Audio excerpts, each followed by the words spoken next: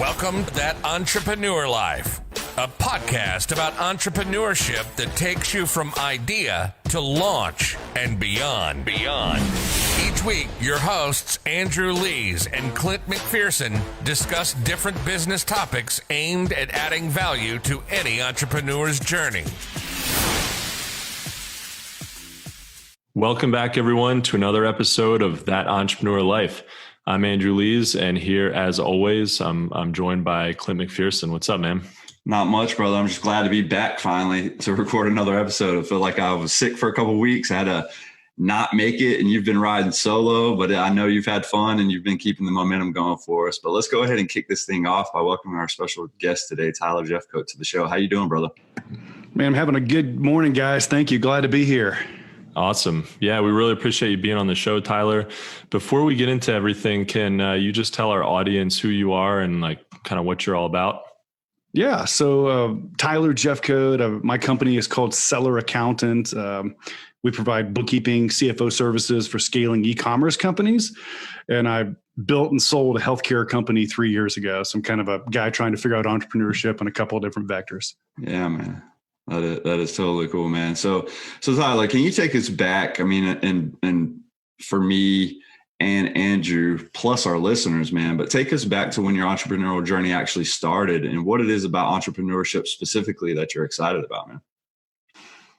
Man, there's two really important questions there. The way it started, I mean, I was the kid I don't know if you guys were like this, but I was the kid growing up that always just organized my friends. I was kind of like a make stuff happen guy even, but I never would have called myself an entrepreneur. Like I think I've met some guys that were naturally hustlers to make money in like fourth grade. That wasn't really me. But getting out of college, I got into the corporate world and just felt like a square peg in a round. I just never really fit. And so as I was finishing grad school, I had the opportunity to join a startup and I was like, oh, this is it, baby. This is exactly what I want to do with my life. Had no business being in the industry, but I just wanted the adventure of building something. And so, I mean, I think that kind of gets to your second question there, which is why am I passionate about it? Guys, I just believe wholeheartedly that whether you're an employee or a student or a business owner, this DNA of being a problem solver that listens to customers and generates value, kind of this entrepreneurial mindset is just crucial. There's no facet of my life that won't be better if I can think like an owner and not just like an employee. Oh, 100% agree. I think, yeah, even if you are an employee, if you think like an owner, first of all, you're going to understand how the management and the owners of your business, the business that you work for, how they're thinking and, you can also understand what they're looking for in their employees, right? So you're always, if you think like an owner, whether you're an owner or not, I think you're always going to have an advantage over people who just aren't thinking like that. And I think it also means that you have a level of commitment to what you're doing that's above and beyond. So I think that's critical. Agreed. Yeah. And it's kind of the opposite of having to feel like a victim in any set of circumstances. I love the idea of it doesn't matter what's happening around me. I can say, wait a minute. There's something that could be done to solve this set of problems. And I can be in the driver's seat to do that. And so, kind of like you alluded to there, Andrew, I don't have to be stroking my own paycheck for that to be true. I can adopt that mindset working for a Fortune 100 company and still be more successful because I view things that way. Yeah. You're not just throwing your hands up and saying, I can't, I've hit this roadblock. What else you got? It's like, no, we got to get through this roadblock. How are you going to do it? You might not solve every problem exactly. You're not going to solve every problem exactly the same. You're going to run into issues, but you're going to figure out, I think one of the things that you have to do as a business owner, especially, is you just have to get through things. It's just like, you can't just get to, have a problem and then just put it off on somebody else, especially as a small business owner. You gotta tackle it yourself and sometimes figure out some interesting, creative ways to solve that problem. Yeah, definitely agree. Good point. Cool. Well, so your clients, you help your clients detangle their finances with bookkeeping for e-commerce, for e-commerce sellers only. Why sellers only, and how are you able to get the most value to that group of customers? So the best piece of advice I ever heard as I started the first business, which was a home healthcare business, was just this: there are riches in niches, right? And so if I can find as clear and clean a vertical, meaning a customer, a finite problem to solve, and then can approach that customer directly to ask them what they need. In other words, do some real customer discovery, and then build my entire brand, my entire model around being the best in the world at that one thing. I can't do everything well. So, the genesis of the e-commerce niche for seller accountant was what I frankly, guys, because I'm lazy, right? I mean, I couldn't possibly be great at a bunch of different things. And, I guess the tad of my story also, I was a kind of an eBay seller guy in college, studied accounting. My MBA focuses finance. And after selling the other company, I was like, wow, I really want to get back to my finance roots here, but I need such a finite problem to solve that I can be great at it. And so that's kind of where we landed, and allows us to really offer superior value to the sellers, because my brother owns a appliance company. I don't do that accounting. My dad owns a real estate company. I don't do his accounting either. I just do the work for these sellers, and it allows us to be kind of top class, that kind of thing. I love that approach, because when you start thinking about it, even in my industry, if you can niche down, man, that's the way to go. Because you can be the jack of all trades, right? And the master of none. And that really hinders growth, right? And so when you look at it that way, I really think niches, right? Like you said, the money's there in the niches. So if you could dig down and focus to where obviously you're coming across something different from time to time, but almost to where you can rinse and repeat, right? To where you're focusing. And that is where the strength comes in, because if you have one client in that niche, you can almost apply the same formula if you figured it out to the second client, right? And then going forward, and then you're basically not having to recreate the wheel or saying, okay, well, man, this guy for me is digital marketing, right? And what I'm doing from time to time is trying to have my hands in everything, right? Website development, mobile app development, SEO, all this social media, and it just gets crazy. And if you can't just solely focus on one area like social media marketing or mobile app development, you're really hindering yourself. And I will self-admit that that's what I've done, for several years now. And when you look at it, man, if you could focus and just be that master, for me is social media, right? Or whatever it is that I choose to go after, that's where it needs to be, whether it's chat bots for companies, whatever it is, it's find that niche to where you can solidify and you can run away with it. And I love that approach, man. Yeah, and the hardest thing to do, I don't know if you guys have found this, but as a startup, the most difficult thing to do is to say no to money, right? If somebody will pay me money, I'll shine your shoes, I'll mow your lawn. If it's green, we're taking it, right? As a startup, if it's green, we're going with it. Yeah, sure, I do whatever. I do this. Sure, I'll build your website. I've never built a website, but I'll build it for you. But, exactly. And I think to the extent that we can practice the discipline to say, wait a minute, no.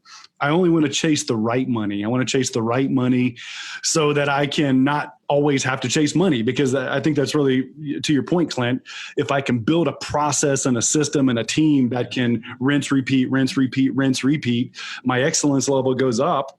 The other kind of benefit of being really niche-y is that you'll find that some of your perceived competitors become referral sources. So in other words, if I get really, really focused, one of our top referral sources is CPAs. I'm an accounting firm. They hate this kind of accounting. They don't want to do this. And so the fact that I don't do taxes, I'm not threatening their core business, they're very happy to send us the business, that kind of thing. That's amazing. And that referral business is super powerful. I found that out of my product development consulting business, where I've reached out to manufacturers and IP attorneys who really, they're getting clients first. They're getting the people who should be coming to me first. They're getting them. And instead of spending a ton of money trying to get in front of them first and trying to convince them through Google ads, Facebook, whatever it is, it's proven to be much more efficient for me to just reach out to the people who have already talked to these people and who've already built trust. So that's amazing. If you can, I would definitely recommend that to anybody as a really powerful growth mechanism to go find the comparative businesses in your industry who can refer business to you, because that's so your conversion rate's going to go through the roof. And maybe to take it one step further, my very first phone call. So I've never even had a real accounting job. I mean, my degree's in accounting. I have an MBA, but like I'm a complete imposter in the accounting industry. Like I don't have, and in some ways that's been a strength of ours because we didn't fall into some of the same things that have kind of driven this industry forever. But on day one, I didn't even have a name yet. I didn't even know what we were going to call the company. But the first thing I did was call what I perceived to be the largest national competitor. And to his credit, the CEO talked to me for like an hour. I'm really grateful. And I just told him, I was like, hey man, I'm getting into your space, and I don't know what I'm doing, but here's what I believe. Here's what I think is important. Here's what I think would add value to these customers. Is there anywhere where you're not quite where I am, but we're close enough that that's not a great customer for you, but might be a good customer for me? And what you'll find a lot of times is with your established incumbents, they're a lot clearer than you are on what they want and what they don't want. And I found that within a couple of months, he was willing to send me referrals, and so again, I just think it's a little bit of a partnership mindset. If I can adopt a mindset that says, there's enough pie around that we can all make a living if we do things the right way, and view every relationship as being critical. Everyone's going to get my effort from a relationship management standpoint, because I just never know. I never know if this is the person that might turn the key. I'll give you a quick example. The first company that I built, the home healthcare venture, we really struggled. I mean, we spent a bunch of money in 2013, a bunch of money, 6 figures, lots of money, and had a total of $30,000 in revenue the entire year. A lot of debt. Like, oh God, should we quit this business? Should we still be in this business? In one relationship, and we've been pecking away at it for 7 months. And finally, all of a sudden, my business partner was at a horse show for his kid, and the lady we needed to talk to in the hospital was there with her kid.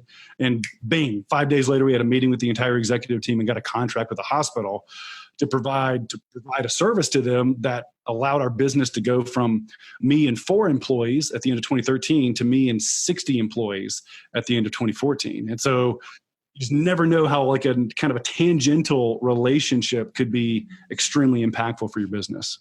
Oh yeah. Yeah. That's the kind of way that your business can change in a day. And it's not an overnight success, can't be confused with that, but it is amazing with that kind of marketing, just good old fashioned outreach and building relationships, which really costs you nothing but time.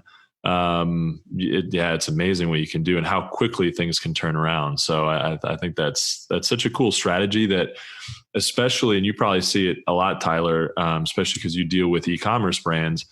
But there's a lot of focus around, all right, I've got this product I need this funnel and I need everything, I'm going to pump tens of thousands of dollars of ads into it, and it's going to spit out money on the other end. And that's how it's done. That's how it has to be.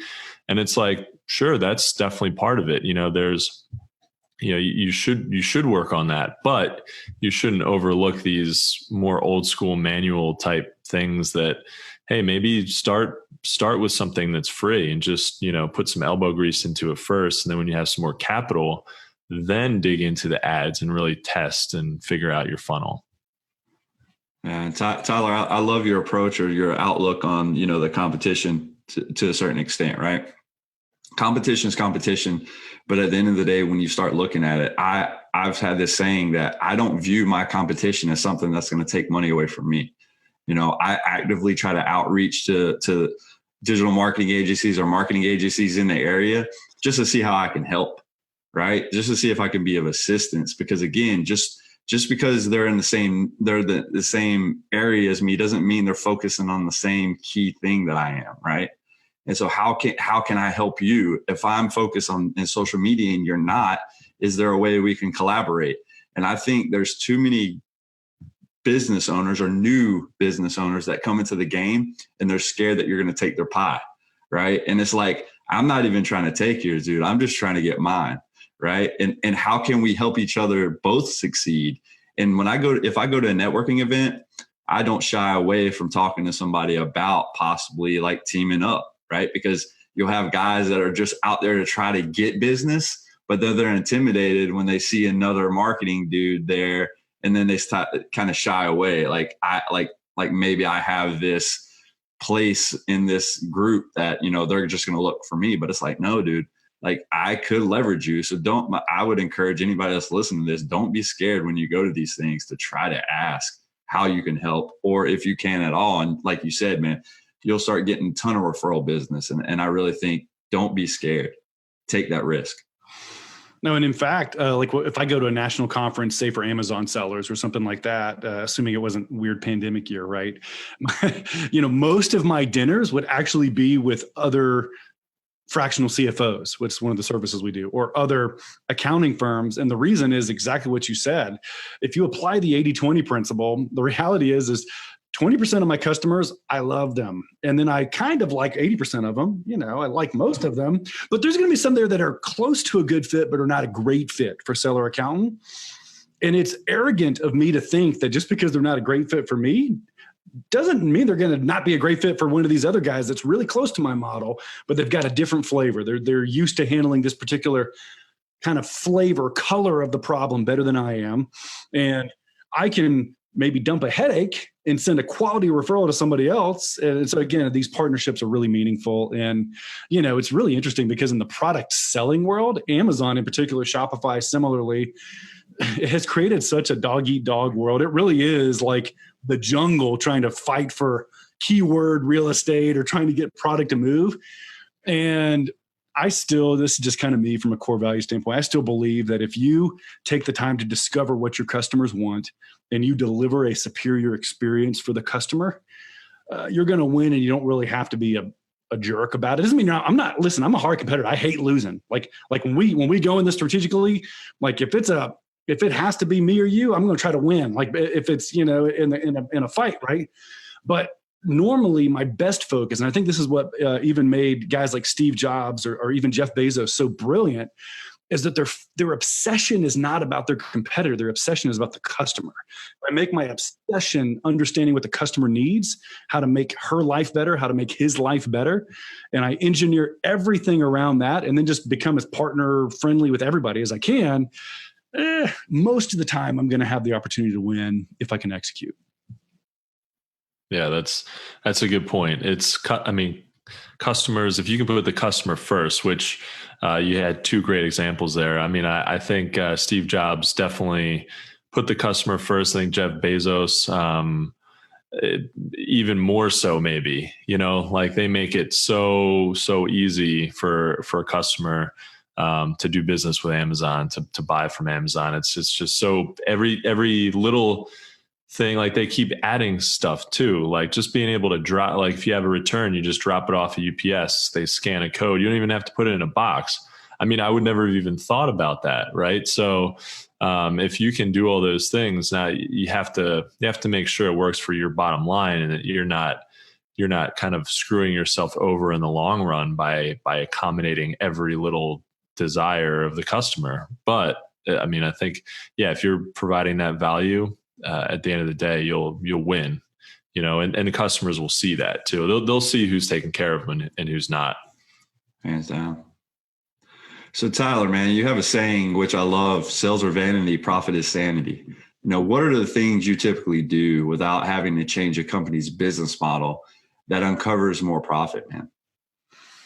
Yeah, so I think the first step is to gain visibility. You kind of think about it like trying to drive a Jeep with mud on the windshield. It's suicide. You couldn't do a good job. And so I think step one is to create a little bit of order. That's when you think about good kind of investor grade bookkeeping, what you really mean, and this is in any industry, not just my niche, it's can we line up our sales and our expenses in a vertical column for 1 month, so that when we look at that month, we can say, oh, we made money. And when I look at that number and it says I made money, I believe it. Because here's what happens as entrepreneurs is if there's noise in our accounting, we're going to tend to ignore the yellow flags or red flags and say, well, that was just, I didn't really lose money last month. I'm a victim of bad accounting. And so we're going to ignore things. And so having a financial system that gives you bad news several times a year, where you course correct instead of driving into the ditch, is critical. And so I think that visibility is key. Once you have clear visibility, the things that drive profitability that's pretty simple. Sales volume, sales differentiation. What that means is if my product is really, really awesome, I can charge a higher premium above what I paid for it. Sometimes we can overcomplicate things, right? If my product's cool, I get to charge more for it. And I either have a competitive advantage because I'm great at securing product, I'm a really good buyer, or and increasingly so, this is important, I have a competitive advantage because my offering is more compelling to my audience. And part of it's construction quality, part of it might be features, but the marketing is so critical also. I mean, think about how important, and say like an Amazon business, it is the trust. It's just trust. I know that when I click buy Tyler's product, whatever it is, that it's going to, I don't have any anxiety because my problem is solved because it has enough 5-star reviews or this, that, and the other. And so we talk about finding profitability, just looking down your P&L.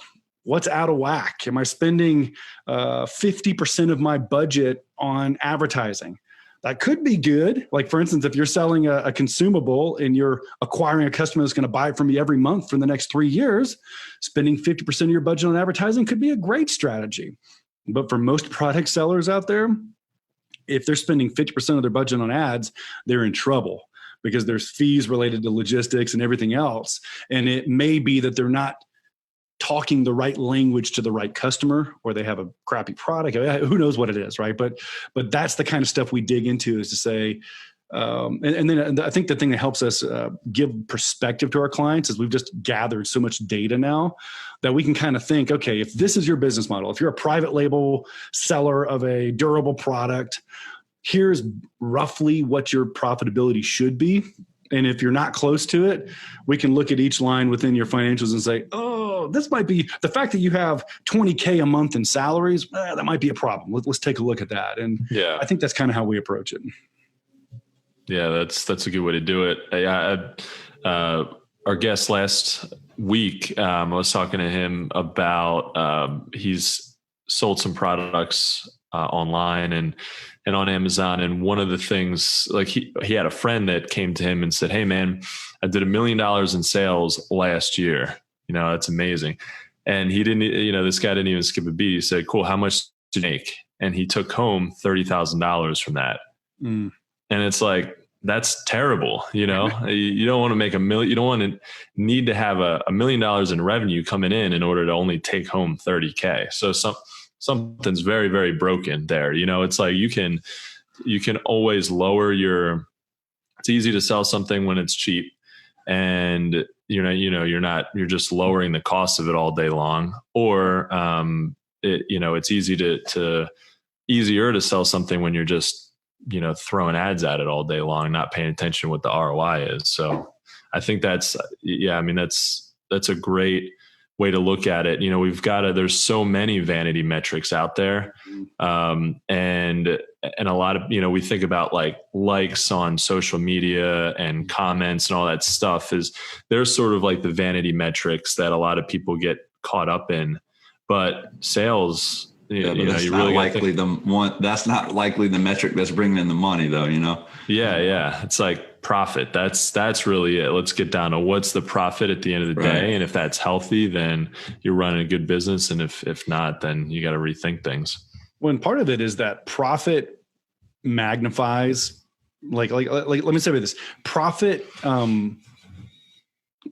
doesn't, let me say the scale magnifies whatever you're doing in your business. This is what I was trying to say. We have a lot of clients who are trying to raise cash, venture capital, private equity, banks, whatever it is. Mm-hmm. And if you have a bad model, your products aren't fundamentally sustainable, don't have enough ROI in them, then just putting the fuel of more cash in that business is going to magnify the problem, not solve it.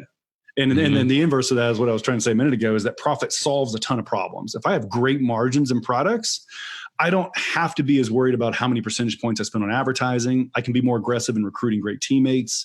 I have a lot of leverage to build a relationship with my customers long-term if I've developed a good enough product and I have margin in that product. And so I tend to be kind of a margin Nazi, right? You've got to be really, really focused, whatever it is, it could be a service. It could be accounting. You're going to do an accounting service. I've got to be able to present a service to you guys that I can do at consistently a high enough margin that you can trust me to be a around a year from now. And so I think I think sometimes some entrepreneurs, especially even myself in my first venture, I felt like I had to apologize for making money in my business. Yep. And honestly, sane customers want you to make a profit. They need you to, because they want you to be around next year. Exactly. Yeah. That's the thing. If you're selling something, you don't,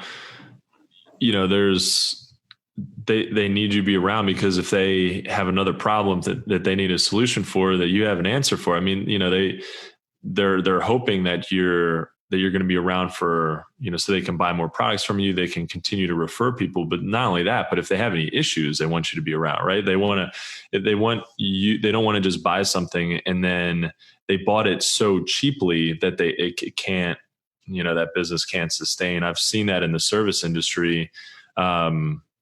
And it happens all the time, I'm sure. So yeah, I think that's really critical. So Tyler, from a business perspective, you have an info product and a consulting service. So we're going to kind of switch gears a little bit from talking about the accounting of what you do for other businesses, but really what you do this is about what you do for your business. So having the info product and the consulting service, that offers the best of both worlds to your clients. But what have your experiences been scaling the product versus the service, and what kind of outreach are you doing besides podcasts to build awareness for your business? We talked a little bit about that outreach, but what's kind of the difference in how you approach each one, the product versus service? It's a really, really good question. I mean, we developed the do-it-yourself courses. That's the product. These pay $400, pay $500, and learn how to do your own bookkeeping kind of courses. And we did it for two reasons. One is that we were not very effective at marketing to our core audience, which is kind of this $500,000 to $5 million a year Amazon or Shopify seller. We weren't very good at talking to that audience without catching the entire 3 million sellers that could fall under that umbrella. That kind of, a lot of those guys go to the same conferences and they all need help. We just don't have the capacity as a service professional firm to help everybody. And some of them are so small that, to be honest with you, I would really be a bad CFO if I'm like, hey, I know what you should do as a brand new seller. Let's spend like a quarter of your budget this month on accounting service. That's not a great thing to do. And so I think for us, we built the product to solve two problems. One, we couldn't help everybody, but we wanted to. And two, we wanted to try to create a negative cost of acquisition for a customer. I don't want to make money on products. That's not my business model. But if I can use my ad dollars to drive traffic to my product, self-service, it builds the relationship. Our product comes with anytime you want to, you can turn in this value for store credit, so to speak, and we'll apply it against your first bill at Seller Accountant.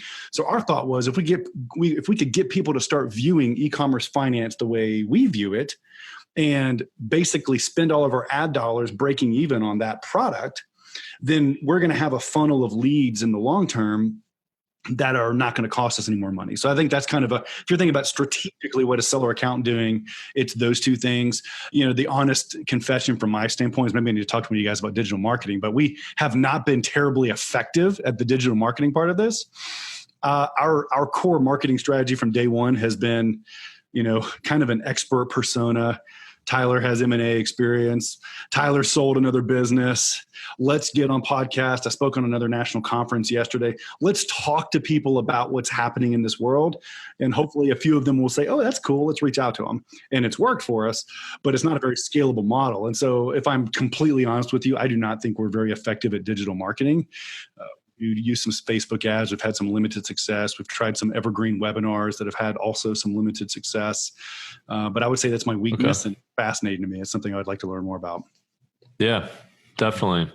I mean, digital marketing is Clint, firsthand too, it's tough. So that's something that you would want to maybe focus on in the future? And would you be interested in kind of at some point figuring out like an info product, maybe a series of info products or a course that you could, because some people kind of want to be more hands off. They might offer a one-on-one service, for a while, but then ultimately their goal might be to kind of back off a little bit on that, or at least still have that, maintain that, but really scale up the info part, because that's more that might be more scalable.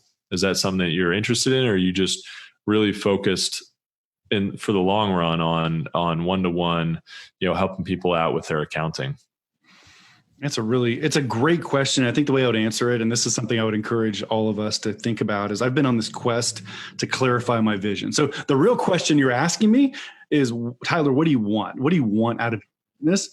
And so this exercise that I've been going through with some guys in a couple of masterminds, one that I lead, one that I'm a member of, is what do I want my life to look like in 2023? How is it going to look like to be Tyler Jefcoat, husband, father, business owner at the end of 2023?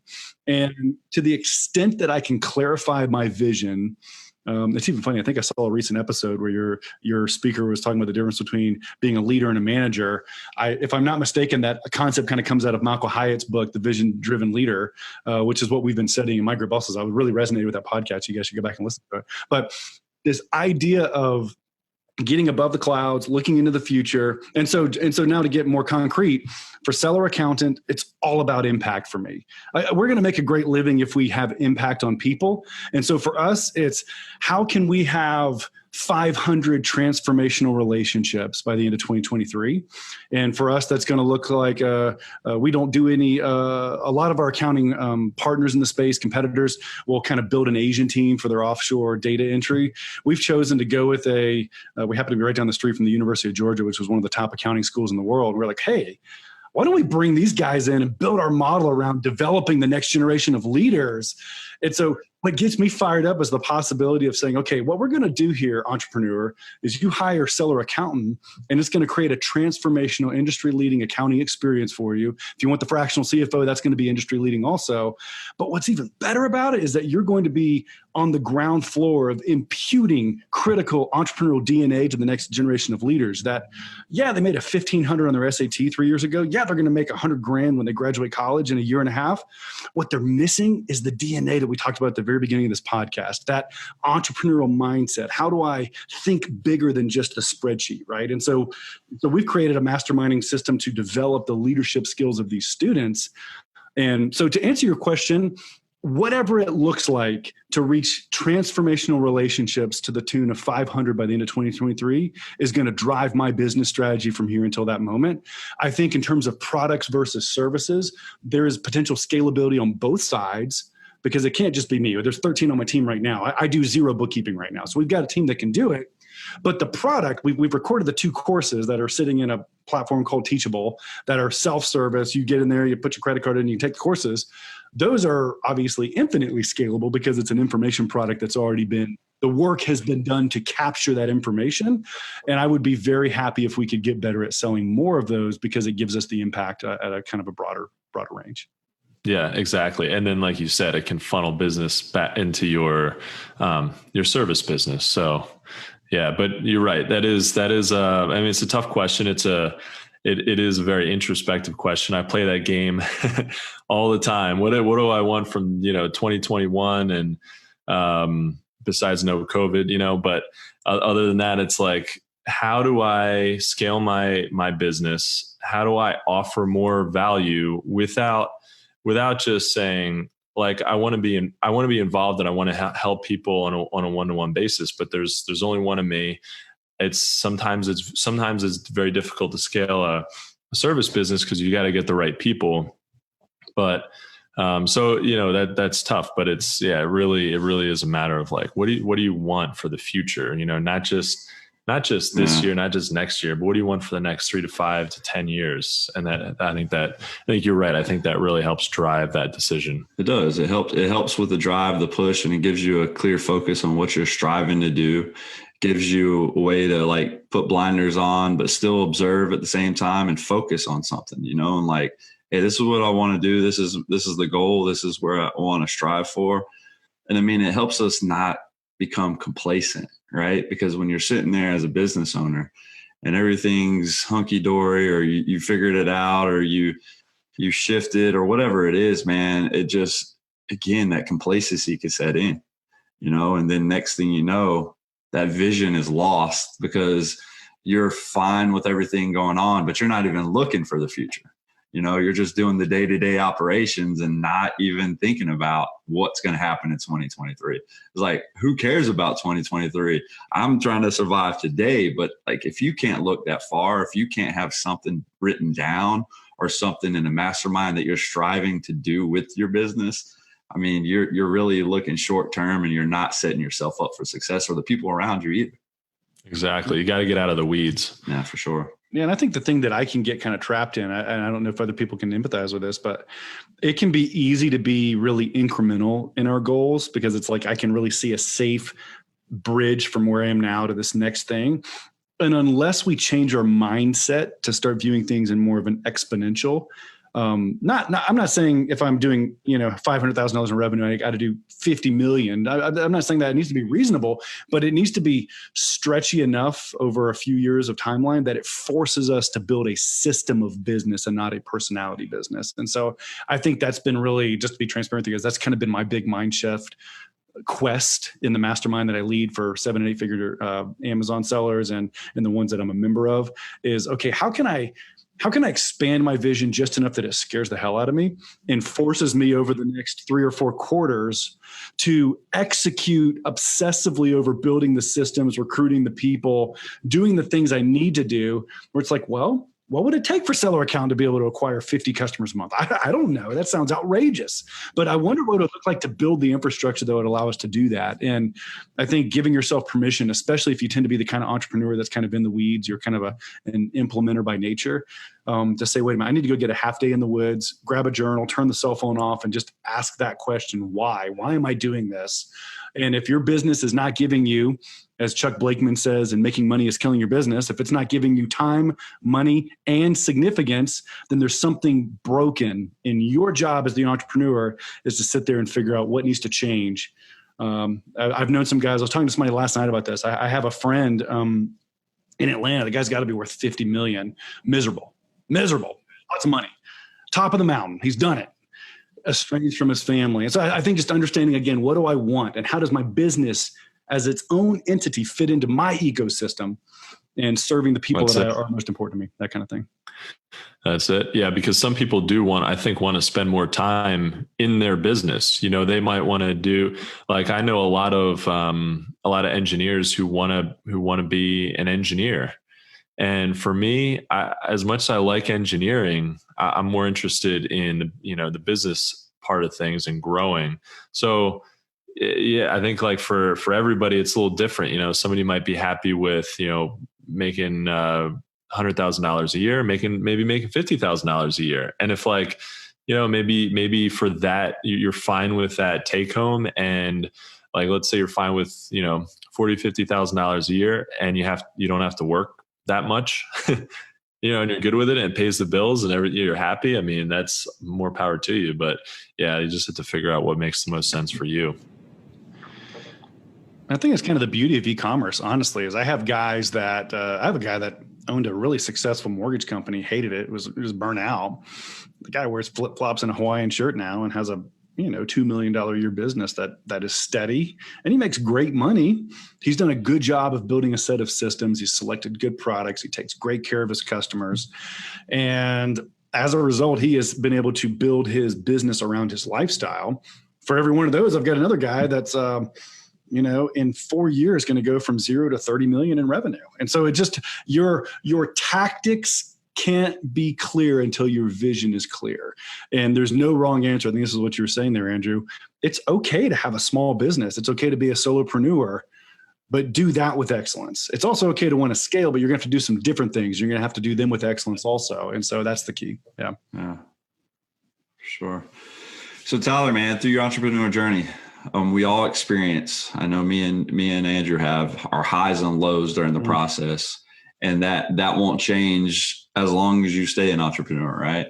I mean, that's just life in itself. But what has been the most difficult thing for you about being an entrepreneur? It's not even close. The most difficult thing was the partnership challenge that I had in the first business I built. Great guy. It's no attack on him. We had a good run together, 0 to 120 employees in about 4 years. And I was a coward early on about some things that were bugging me that I didn't bring to the forefront early enough.